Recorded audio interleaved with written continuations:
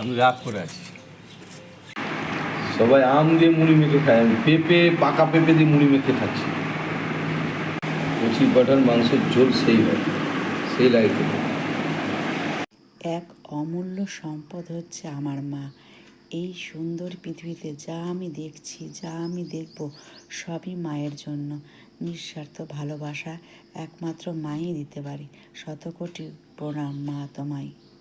তুমি না থাকলে দেখতেই পারতাম না এত সুন্দর পৃথিবীটাকে। আজ অনেক সকালেই আমাদেরকে উঠতে হয়েছে, তার একটা কারণ আছে। উঠেই সমস্ত কাজকর্ম করে দুজনে বাজার চলে গেছিলাম। বাজার থেকে নানা রকম জিনিস নিয়ে এসেছি, কিছু ফল নিয়ে এসেছি। এই পেঁপে আমি কাটতে পারি না, পেঁপের যে দুধটা থাকে আমার আঙ্গুলে লাগলে আঙুলে অসুবিধা হয়, সেই জন্য পেঁপেটা আনলে বেশিরভাগ সময় ওই যদি থাকে তো পেঁপেটাই ওই কেটে নেয়।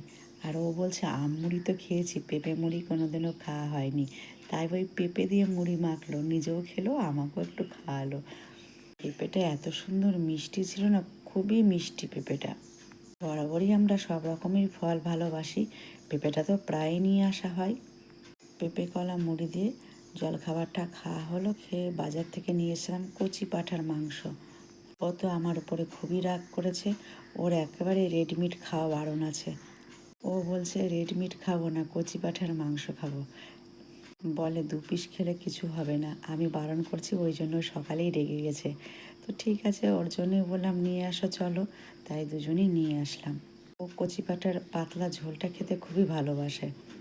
আজ সকালে ওঠার কারণ হচ্ছে আমার হেল্পিং হ্যান্ডটা আবার 4 দিনের ছুটি নিয়েছে, তো সব কাজ তোমাকেই করতে হয়েছে। তো সমস্ত কাজ সকাল সকাল করে দুজনে বাজার গেছিলাম। আমি তো মাংস রান্নাটা বসিয়ে দিলাম, ও ওদিকে স্নান পুজোটা সেরে নেবে। বাড়িতে থাকলে করেই নাই, তারপরে আজকে আমার অনেক কাজ হয়েছে। আজ মাংস আর ম্যারিনেশন করিনি, আলুটা ভেজে পেঁয়াজ দিয়ে সব মাংস মশলা একসঙ্গে দিয়ে দিলাম। আর বাটিতে তো অনেক মশলা লেগে থাকে, সেটাও ধুয়ে, একটুকু নষ্ট করি না আমি, সেটাও ধুয়ে দিয়ে দিলাম। আর মাংস রসুন তো খুবই সুন্দর লাগে খেতে, মাংস থাকবে রসুন থাকবে না তা বললে তো হবে না। দুইজনের জন্য বেশ বড় সাইজের 2টো রসুনও দিয়েছি। মাংসটা বেশ কষা কষা হয়ে গেলে আলুটা দিয়ে একটু কষিয়ে নিব, আর কষা মাংস তো উঠাতে হবে। মাংস কষা উঠাই আর মায়ের কথা ভাবি। মাও ঠিক আমাদের জন্য ছোটোবেলায় এভাবে মাংস কষা উঠিয়ে রাখতো। এখনও যদি যাই মা এখনও মাংস উঠিয়ে আমাদেরকে দিবে। এটার একটা আলাদাই আদর মনে হয়। 1 পিস করে কষা মাংস সত্যিই ভালো লাগে। সব মাংস কুকারে ঢেলে নিলাম, 2টো সিটি দিয়ে দিলাম। আমি আবার কষা মাংসটা দিয়ে একটু মুড়ি মেখে খাচ্ছি। বেশ দেখছি খুব সুন্দর হয়েছে মাংসটা, বেশ ভালো লাগলো। আর আমি সকালে ফলই খেয়েছি, মুড়ি খাইনি। ওই 2 গাল খাইয়ে দিল আম মুড়ি তো না, পেঁপে মুড়ি মাখা। এটা তো বেশ হয়েছে। এই মাংসটা হয়ে গেলে আমি ফ্রেশ হয়ে যাব, তারপরে ভাতটা বসাবো। একেবারে মাংস ধুয়ে রান্না করে নিলাম, এবার ফ্রেশ হব। আমি তো ফ্রেশ হতে গেছি, এসে দেখছি ভাতটা উনি বসিয়ে দিয়েছেন।